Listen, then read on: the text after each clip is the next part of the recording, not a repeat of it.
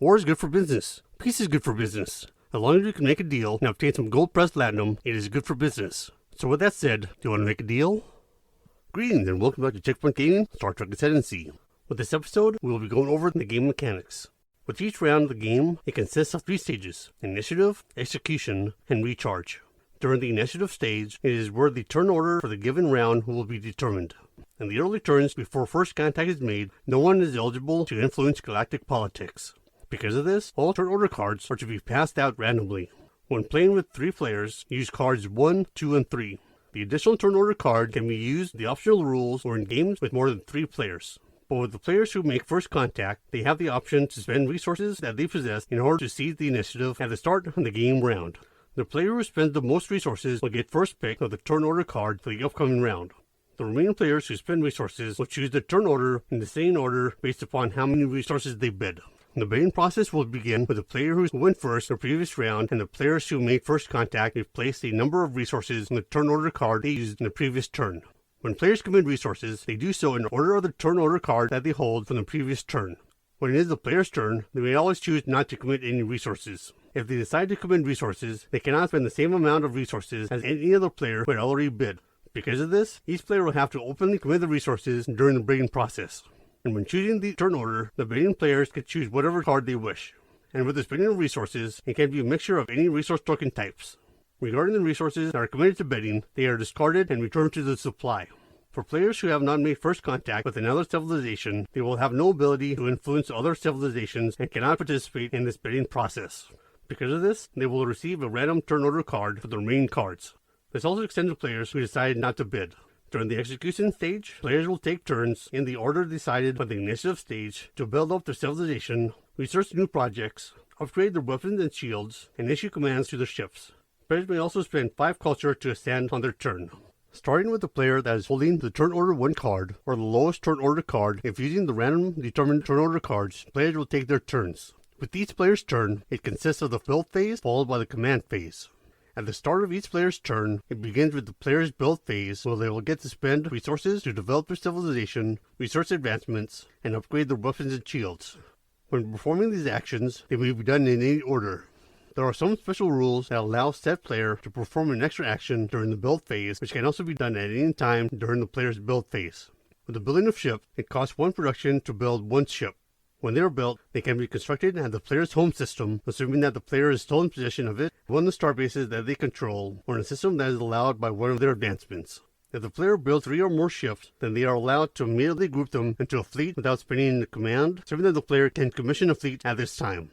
With colonizing system, it may be done undeveloped planetary system that the player is occupying. A system is undeveloped when it doesn't contain any nodes. To colonize a system, the player will need to build a control node on it. However, some factions have a special rule that allow them to colonize worlds in other ways. With the standard rules, establishing a new colony is a resource-intensive process where ships are often used as the functional core of a new colony.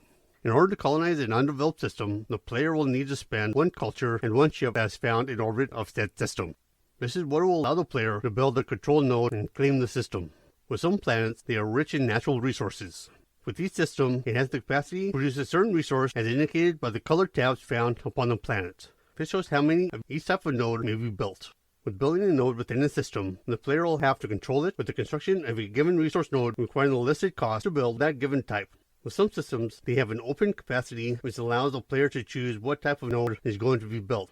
Later, resource nodes that are built on an open site can be replaced by paying the full cost of a new node. When a node has been built, it cannot just be destroyed, thus requiring the player to build a new one to replace it. It is worth noting that with the Ferengi and their penchant for profit, they don't spend a lot of time building up their culture. As a result of this, they can never build culture nodes with the culture node on Ferenginar, typically being the only one they have. In order for them to gain more of such nodes, they must gain control of them through invasion or hegemony. However, they are able to build production nodes in a system regardless of the system's normal resource node capacity. What this means is that the Ferengi are allowed to build production nodes in spots that are designated for research if they wish. But with the site of the culture node, they can only build a production node on it. With all of that said, they cannot exceed the normal number of nodes a system can hold. With each player, they have a limited number of ships and control nodes they can have on the table at any given time, and it is possible for a player to run out of components during a game. If your player does run out of components, they may disband a ship or control node, causing all resource nodes found in the system to be returned to the player's pool or to the supply. Also make sure that all players have the same number of ship and control nodes before the game begins. On that player's turn, if they have used all of their control nodes during play, they are allowed to give up control of one of their systems that they control in order to colonize, invade, or hegemonize a different system. If they do this, then said player will place a number of warp tokens onto the abandoned system equal to the number of nodes found upon the system at the time of them relinquishing control of the system.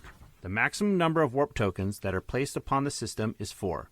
When doing this, it will make said system a level 1, 2, 3, or 4 independent civilization. During the build phase, players may also commit research. To accomplish this, the player should place resource tokens on an advancement project that they wish to advance.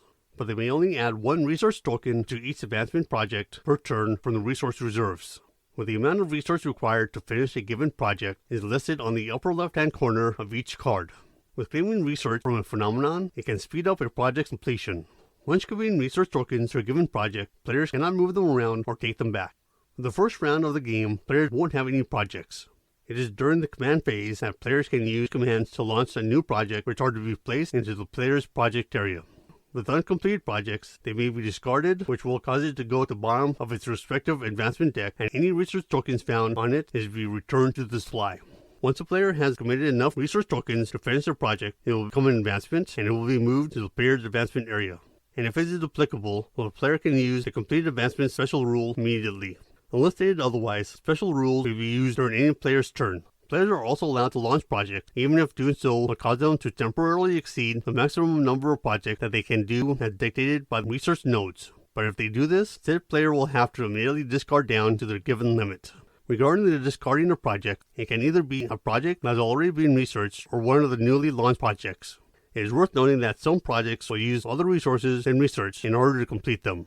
With that said, they're still limited by the number of resource nodes a player controls. With the Breen advancements, they work best when they are used within Breen territory. Because of this, the Breen player will be inclined to not venture out beyond the Breen territory, which makes sense since they are isolationists by nature. With each advancement, it has a type listed on the right-hand edge of the card. Some advancement rules will also only affect certain advancement types. Upon finishing a project, it will be a good idea to let the rivals know what the new advancement will do, since it will influence how the game unfolds. On occasion, advancements may be exhausted. When exhausted, these advancements cannot be used in any way and will be refreshed during the recharge phase at the end of the game round. And if an advancement comes with a type such as warp or command, the player who possesses said advancement will be unable to use said type until the advancement gets refreshed. Beside the type being listed, some advancements will picture a warp token found in the lower right-hand corner of the card. When completed, these advancements will increase the warp speed of the player's ship in addition to their special rules. Some advancements will also picture a command token, which is also found in the lower right-hand corner of the card. When completed, these advancements will immediately increase the number of commands a player will possess by 1. With this new command, it starts off exhausted and will be refreshed in the following recharge stage. With some Romulan advancements, they will picture a culture token. Upon completion of these particular advancements, the Romulan player will claim a culture token. It is worth noting that this is a Romulan special rule and cannot be applied to other civilizations that complete a Romulan advancement. And if this advancement type gets exhausted, the bonus culture will not get revoked. In addition to committing research tokens to a project, research tokens can be spent on a player's weapons and shields. The cost of upgrading the player's weapons and shields is listed upon their command console directly across from their current weapon and shield levels, which can be a little confusing since people will tend to look like the next level up when trying to determine the price. It seemed like a little more quality assurance testing was needed on this front. So to try to keep things simple, remember, the price is found directly across, not above. Unlike the projects, upgrading weapons and shields is a single, one-time cost and thus are not something that the player can commit research to over time. So basically, the player will need to spend everything at once. With the Andorians, they take great pride in proving their technological superiority. At the start of their turn, the Andorians will take culture if their shields or weapons are better than those of other players. If both shields and weapons are both better than other players, the Andorian player will get 2 culture. With some advancement special rules, they will allow the player to do something extra during the build phase. When using these special rules, they can be done at any time while the player is building. With the culture tokens, the player may spend 5 of them to gain an Ascendancy token at any time during their turn.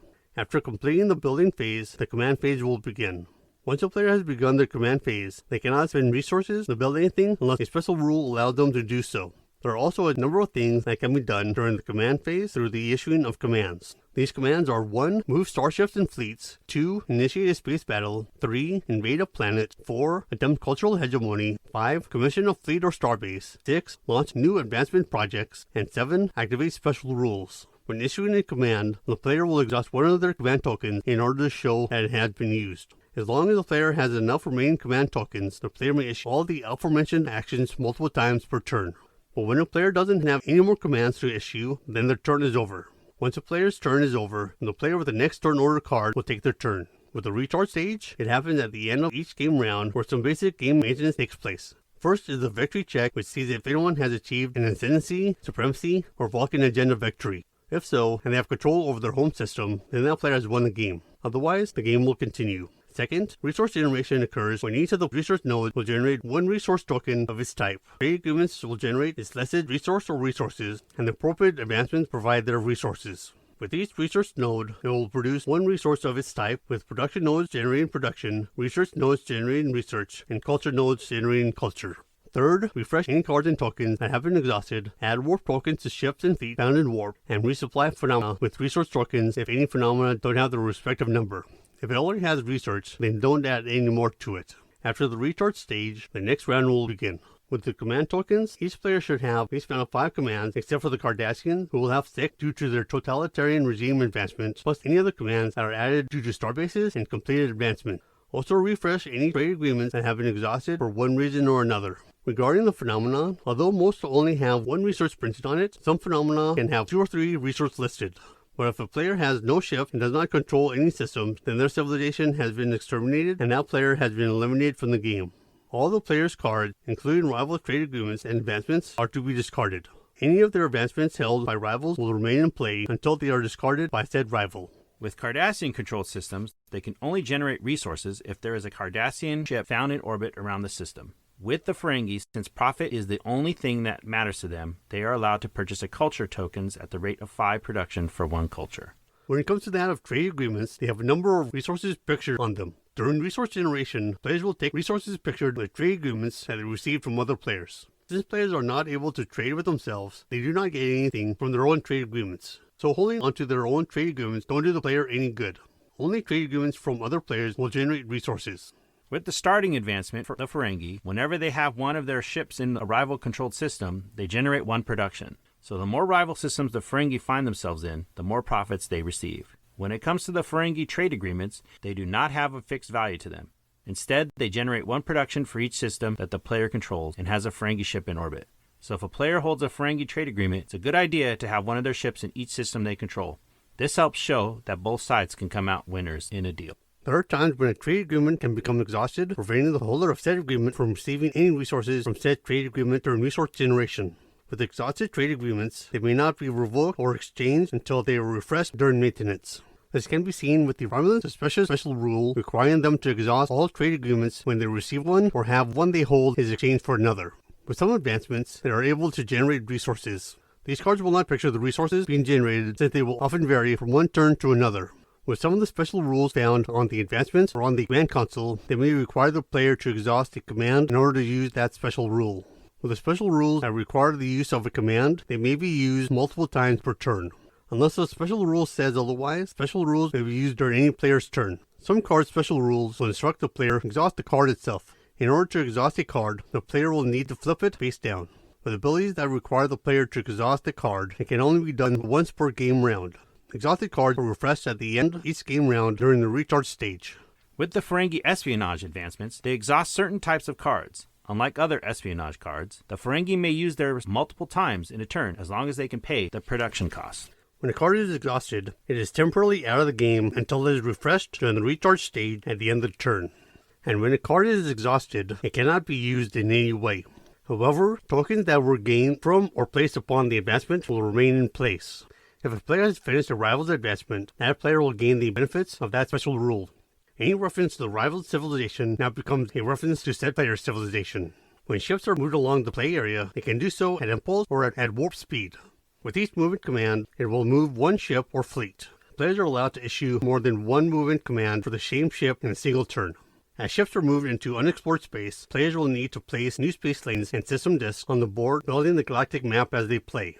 When players discover and place a new system disk, it will always end the player's movement. With all ships, they all have a base impulse speed of 2. In order to move a ship at impulse, exhaust a command and move a ship or fleet up to 2 sectors.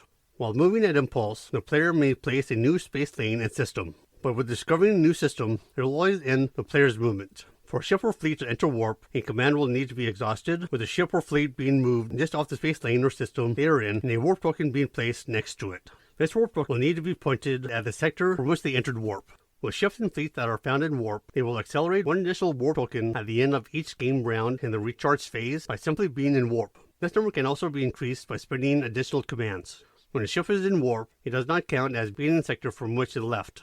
For all intents and purposes, ships in warp are not on the board until they exit warp. With the Ferengi Commerce Enforcement Squadron, it can enter warp on the Ferengi's turn without exhausting a command, but it can only do this if it has not exited warp in the same turn. In order for a ship to exit warp, the player will need to exhaust a command. With exiting warp, it may move through a number of systems equal to the warp tokens they have accumulated, plus the number of warp tokens pictured on the player's completed advancements. If the ship or fleet entered warp from a system, don't count that system in which it started. With exiting warp, the player may choose to move through fewer systems or exit warp earlier in the space lane. If the player exits warp in the space lane, they can choose to stop in any sector of said space lane they wish.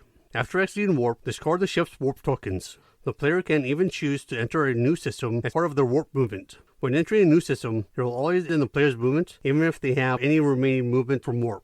While traveling in warp, players may travel through systems that they control without issue, even if rival ships are present. However, they cannot enter or pass through a sector that they do not control if it possesses hostile ships. This happens regardless if the player is using impulse or warp. If the sector contains peaceful ships, then the player will have to ask for permission to enter or move through said sector. They may agree to let said player pass, or they may not. If they do not let the player pass, then the player will have to end their movement. If a rival denies the player access to a system, then they cannot reverse the course and take the movement used to get there. If the player is traveling at warp, then they will have to end their movement in the sector previous to theirs. With the Andorian Reconnaissance Fleet, they can seed a system with an Andorian deep space surveillance device. It may place one Andorian token on any rival-controlled system it is in orbit, or is connected to the space lane that the reconnaissance fleet occupies. However, they cannot place Andorian tokens on phenomena. The Andorian player may remove the Andorian tokens from the board at any time, even if they do not currently have a reconnaissance fleet. With the Ferengi Commerce Enforcement Squad, it is able to enter a system containing rival ships, but regardless of their trade status, it must end its movement there. The player may then exhaust an additional command to move it beyond that system at either impulse or at warp. With the Romulan Cloaked Orbital Mines advancement, it destroys hostile rival ships that enter a Romulan-controlled system. This is opposed to them simply passing through the system without becoming in orbit of it. With the Andorian Command Fleet, the Andorian player may exhaust a command during their command phase to switch the position of their command fleet with any other Andorian fleet. With Vulcan, Honest Meddling, it allows the Vulcan player to use their commands to move other players' ships as long as they have a trade agreement with that player and they have that player's permission to do so. When moving another player's ship, all results of that movement still apply to the player whose ship are being moved. The Vulcan player also cannot lie to the other players. The Vulcan player should be as honest as possible given the information that they have at the time. They are not bound by earlier statements that no longer apply to changed circumstances. With the Vulcans, they are experts at diplomacy. This is reflected with their ambassadors, which the Vulcan player can place on an independent or peaceful system that their console fleet is in orbit of while the console fleet is moving at impulse speed. They may place up to 5 ambassadors in play at any time. When it comes to removing a Vulcan ambassador, rival players may remove it from their system on their turn. Doing so will return the ambassador to the Vulcan player's pool. With the moving of a Vulcan ambassador, the Vulcan player may exhaust an ambassador to move it to any system that is adjacent to their current system. Accompanying this, the Vulcan High Council's starting advancement allows the Vulcan player to exhaust the command to move an ambassador to any system that they control that is connected to their current system. With some systems found in the game, they are marked as being a hazardous system. For these hazardous systems, they are marked with a red alert warning. When a ship ends its movement in a hazardous system, it has to brave the hazard in order to see if it survives. Assisting in this are the ship's shields, which help protect against the hazard. In order to brave a hazard, add the ship's shield modifier to the system's hazard level. Then the player to the right will then roll a die for each ship that ended its movement in the hazardous system. For each die roll that is equal to or higher than the shield modified hazard level, one ship is destroyed. If the player doesn't stop in the hazardous sector, then they won't have to make a hazard roll. The player was just able to navigate around the dangerous system. If a player builds ships or fleets in a hazardous sector, then they won't need to make a hazard roll when they deploy them or when they leave the system. Ships will only have to brave the hazard when they end their movement there. Unless the player is playing the Vulcans, there are 2 win conditions found in the game. These consist of possessing the most ascendancy tokens or to obtain military dominance over the other players. For the Vulcans, they have their own agenda to look after. With the ascendancy victory, if at the end of a game round, a player has both control over their home system and has obtained 5 ascendancy tokens, then they have won the game. This represents the player establishing cultural dominance over the galaxy. With the purchasing of ascendancy tokens, they can be done at any time upon the player's turn for exchange of 5 culture tokens. With supremacy victory, if at the end of the game round, the player has both control over the home system and control over 2 rival home systems, then they have won the game. This represents the player establishing military dominance over the galaxy. Home systems that were assimilated by the Borg or that belong to players who were exterminated still count as a home system for purposes of a supremacy victory. This requirement also extends to games where all playable factions are in play. Yeah, it would be great to dominate more than 2 rival home systems, but having control over their home system and that of 2 of the rivals is all that the player will need to win. It is worth noting that with the Vulcan player, if they completed the Vulcan Exodus advancement, they may change their home system. What this means is that their old home system will no longer represent their home system and thus cannot count toward an opponent's supremacy victory. That's what you get with the Kelvin timeline. With the Vulcan player, they can only achieve victory through the completion of one of their agendas. This means that they cannot win through ascendancy victory or supremacy victory that has just been described. The Vulcan player can still obtain ascendancy or supremacy victory, but they will have to fall within the parameters of a given agenda that they drew. The Vulcan player also does not need to control their home system in order to achieve victory. There is one agenda that says to win the game, complete 3 advancements from other players with at least 1 from each. If the player count is 4 or less, the Vulcan player will have to complete at least 1 advancement from every other player with a total of 3 advancements in order to win. But if there are more than 4 players, then the Vulcan player will only have to complete 1 advancement from 3 of the other players to win. At the end of any given game round, there are at least 2 players that have achieved victory, either through ascendancy, supremacy, or agenda. The player who controls the most number of systems is deemed the winner. But if both players control the same number of systems, then both civilizations will have risen to greatness and will thus share the victory. There are also some rules that are classified as optional that players may wish to use to make the game more challenging, faster, or simply different. Players may choose to use any, all, or none of these rules during their game. Players should also feel free to make up their own variations in house rules. These rules are also divided into accelerated and advanced. First, we will be looking at the accelerated rules. It is possible for all players to take their first turns simultaneously, where they build and spend their commands at the same time. However, players may not make contact with other players this turn, and if everyone agrees to it, the second turn may also be simultaneous. If agreed upon, each player can also start the game with additional resources with 8 production, 6 research, and 4 culture. Players may also choose to allow each player to start with 1 project found in their project area at the start of the game. If the player is new, then they will draw a project at random. But if the player is experienced, then they may pick which project that they will start with. During game setup, each player may start with 1 completed advancement beyond their initial starting advancement. If doing so, players can either draw an advancement randomly or to look through their advancement deck and choose which advancement they like to have. With turn order, instead of having players devote resources to bid on the turn order cards during the initiative stage of each game round, they may agree to just pass the turn order cards out randomly for each turn. Players can also agree upon allowing culture tokens to be used as either production or research tokens. They can also agree upon having easier ascension by reducing the cost for ascendancy from 5 culture tokens down to 4. With that taken care of, we can move on to the advanced rules. These rules are meant for players who have a few games under their belt. For those who want a mysterious turn order, use twice as many turn order cards as there are players with each game round. Shuffle the turn order cards and put half of them aside. When it is each player's turn to choose a turn order card, they don't reveal their choice to their rivals until it is their turn.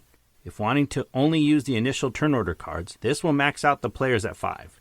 But if the players want to play with 6 or more players, then a standard playing deck should be used. For those who want a random galaxy, instead of separating the phenomena during setup, shuffle all the system decks together. With trade agreements, players may choose to have unrestricted trade routes. Instead of asking for permission to travel through sectors of rivals whom a player is at peace with, they can freely move through rival ships. With revoking trade agreements, it can only be done on the player's turn.